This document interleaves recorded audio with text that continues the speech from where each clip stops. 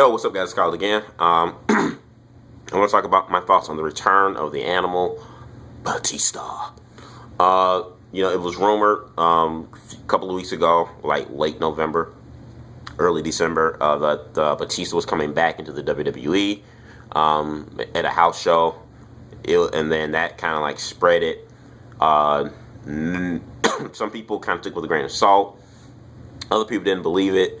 I think WWE, to some degree, may have denied it or whatnot. But whatever the case, the rumor was just building so much momentum that once, wrestling reporters or whatever did their digging and their research, the rumors turned out to be true, where now WWE now made a public announcement of Batista's return. They had no choice. I think WWE are kind of, I know they're in the back, they're probably pissed off about it, because I think they were going to save Batista probably as a surprise on the January 20th edition of Raw next year. Batista was probably going to, there was probably like a big thing unannounced, and this kind of got spoiled, so they had no other choice but to just go ahead and release the information. My thoughts on Batista coming back, I don't know. I like Batista. I'm not as big as a fan of Batista as I was when he was like, back in his 2005, 2006 run. But I like Batista. He's okay. Definitely, it's more star power on the roster. Can't argue with that. My thing is, what are they going to do with Batista? He could be a contender against Randy Orton for the world title. Some people threw in Batista versus Brock Lesnar. I'm not really big on two big muscular bodybuilding like dudes going head to head in the ring. The last time we had that, it didn't turn out too great. Hence Lesnar Goldberg Mania 20. So I'm not big on Batista versus Brock Lesnar. Like I said, Batista, even though he's already a born-made star, Batista's very stiff in the ring. Brock Lesnar, even though he is a good wrestler, he has so much ring rust, and his schedule is so crappy in WWE. He's not gonna wrestle, so they're gonna have some type of gimmick match to hide his flaws. I don't want to see that. That'll be a car crash to me. Batista and Lesnar. Batista. I don't want to see a Batista CM Punk. We've had that before. That didn't turn out too great. Batista John Cena again. Maybe. I guess.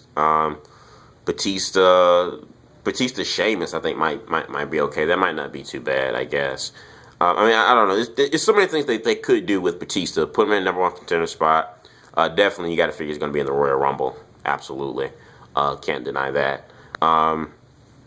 It'll just be very interesting. I don't know what they will do with Batista, quite frankly. It'll be interesting to see, because it puts more chess pieces on the board, especially when we're heading to the road to WrestleMania. You got to figure Batista's going to have a top WrestleMania spot, which is also a concern of mine, because I would kind of like for some of the younger stars that we're having now, like Shield and other people, they're slowly building up to have a top spot this year come WrestleMania. And by you bringing in another former guy, talent from WWE, it's another big star from WWE who's left but has now come back. The chances that the younger guys are going to get a higher spot on the card, it is dwindling even further down now, which is a concern of mine. Secondly, on Trax TV, Solo Monster brought up the fact that he's never seen a time in WWE's history where they rely so much on returning superstars and superstars of the past, because their current roster is just not fully developed. And you look at it, and that is very sad when you look at it, because over the last 2 years, they've brought back Brock Lesnar, part-time. They brought back Rob Van Dam. Chris Jericho works on a part-time schedule.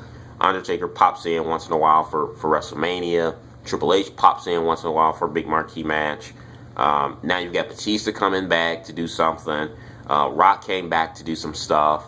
And also you have John Cena and Randy Orton, who are their current two top stars on the roster, who they're going to continue to push, obviously. It is scary and frightening to see that WWE, they're so lazy and so far in their own asses that their current talent just doesn't have the star power, that they're not building, that they have to rely on all these part-timers. It's really sad. It really is. You know, I think one of the reasons why the Attitude Era was so popular was because you didn't have a lot of veterans. You know, a revolving door of veterans coming in and coming out. You know, you had your vets that were still there, but for the most part, the Attitude Era roster was full of young, hungry guys. You had Rock, Stone Cold, Undertaker, Kane, Mick Foley, Shawn Michaels, the New Age Outlaws, X-Pac, Ken Shamrock, you know, the Big Show, and Chris Jericho, and Kurt Angle came in, and, you know, the Hardys, the Dudleys, Christian and Edge. You had a crop of young guys. It really was, and WWE did not depend so much on past superstars or veterans, you know. And I think if you compare that roster back there, back to the Attitude Era, and you compare it now, it is kind of sad because they're not using those young guys that they currently have right now. It's a revolving door of just veterans. So I know Batista, I mean, if they can get him to a good program, cool. I'll be down for it. Like I said, I'm not downing Batista coming back. I think it's fine, but you know, I just feel bad for the current roster. You know, anytime these part-time guys and these former you know, big stars in WWE make returns, you know, for a quick buck. Although Batista did say that if he was going to come back, he'd come back for a full run. He wouldn't come back for, you know, a few pay-per-views then leave. But still, you got to figure, even if Batista's going to stay from now until, you know, say he takes a break to promote his movie, you got to figure they're going to probably slap some gold around his waist or something if he's going to come back for a full-fledged run. You guys give me your thoughts on this. Batista's return. Are you excited? Not excited? Where do you see Batista fit in this whole puzzle? Obviously, you got to figure he's going to be at Royal Rumble and do something there and dominate there. But where do you see Batista going on beyond the Royal Rumble, going into WrestleMania at least, far up to WrestleMania? What are your thoughts in the box below? Subscribe, comment, peace.